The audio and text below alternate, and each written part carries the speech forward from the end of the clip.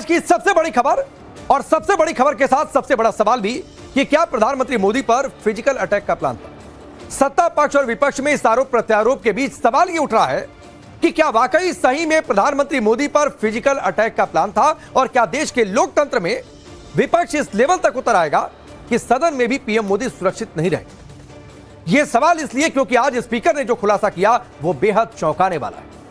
राष्ट्रपति के अभिभाषण पर धन्यवाद प्रस्ताव की बहस का कल प्रधानमंत्री मोदी को लोकसभा में जवाब देना था, लेकिन अंतिम समय में लोकसभा की कार्यवाही को स्थगित करना पड़ा क्योंकि स्पीकर को सदन में किसी अप्रिय घटना की आशंका थी। यह तस्वीर देखिए, इस तस्वीर के पीछे क्या कहानी है वो आगे उसकी मैं चर्चा करूंगा। आज खुद स्पीकर ओम बिरला अब से थोड़ी देर पहले सदन में आए और उन्होंने बताया कि उनके पास पुख्ता जानकारी थी कि कांग्रेस सांसद कोई अप्रिय घटना को अंजाम दे सकते हैं और पीएम के आसन के पास जिस तरह से कांग्रेस की महिला सांसद पहुंची थी, ये जो तस्वीर आपके सामने है, जहां पर यह तस्वीर देखिए, जब सदन होता है प्रधानमंत्री को आना होता है तो स्पीकर के राइट साइड में सत्ता पक्ष बैठता है और लेफ्ट साइड में यानी बाईं ओर विपक्ष बैठता है। यह परंपरा रही है और ऐसी व्यवस्था है सदन के अंदर, लोकसभा के अंदर।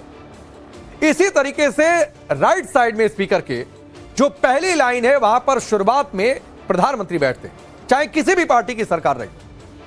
और चूंकि इस समय बीजेपी है, प्रधानमंत्री के पद पर नरेंद्र मोदी हैं, तो वो नरेंद्र मोदी की कुर्सी है।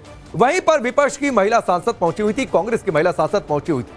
यह तस्वीर इस बात की गवाही है। इससे यह बात भी पुष्ट होती है, आशंका जताई गई है कि इस दौरान पीएम मोदी के साथ बदसलूकी तक हो सकती है।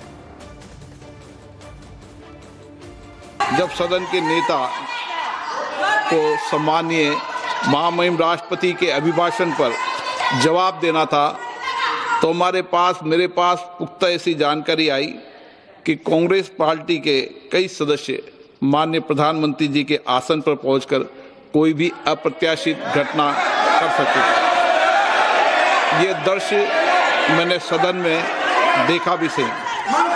अगर ये घटना हो जाती तो ये अत्यंत अप्रिय दृश्य देश के लोकतांत्रिक परंपराओं को तार तार कर देता।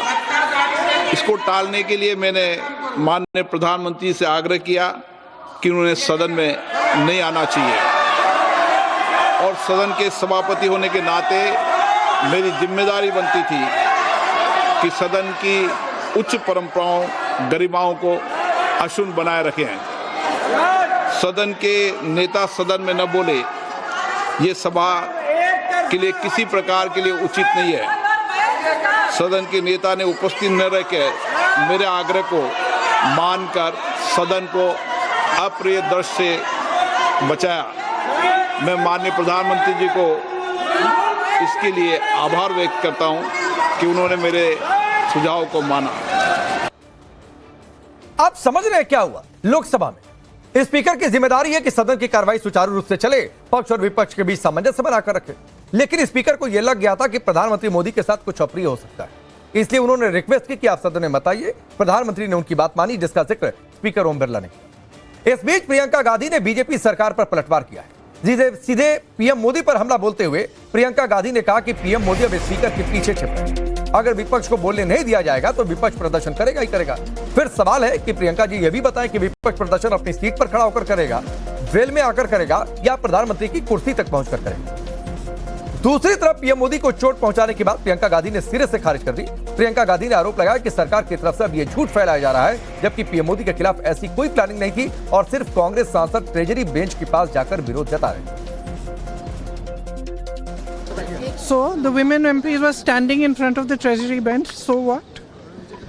And the Prime Minister, absolute lies. It is an absolute lie.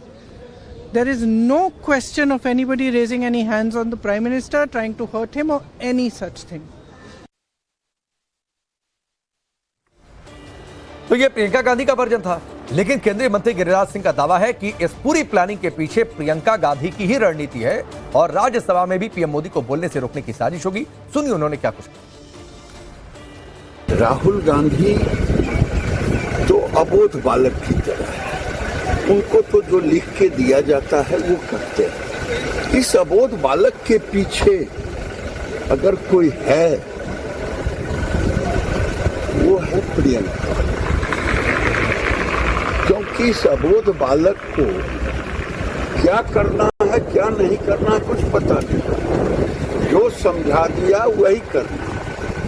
तो ये 4 दिनों से जो बंधक थी लोकसभा, तो जितनी घटनाएं घटी, महिलाओं को पीएम के चेयर तक सीट तक भेजना, ये अबोध बालक के दिमाग का नहीं हो सकता।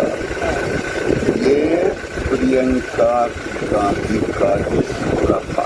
यानी प्रधानमंत्री की कुर्सी तक जो अपोजिशन की महिलाएं गई थी वो प्रियंका गांधी के कहने पे गई। बिल्कुल, ये तो अबोध बालक है, इसको तो कुछ पता ही नहीं है कि हम क्या कर रहे हैं।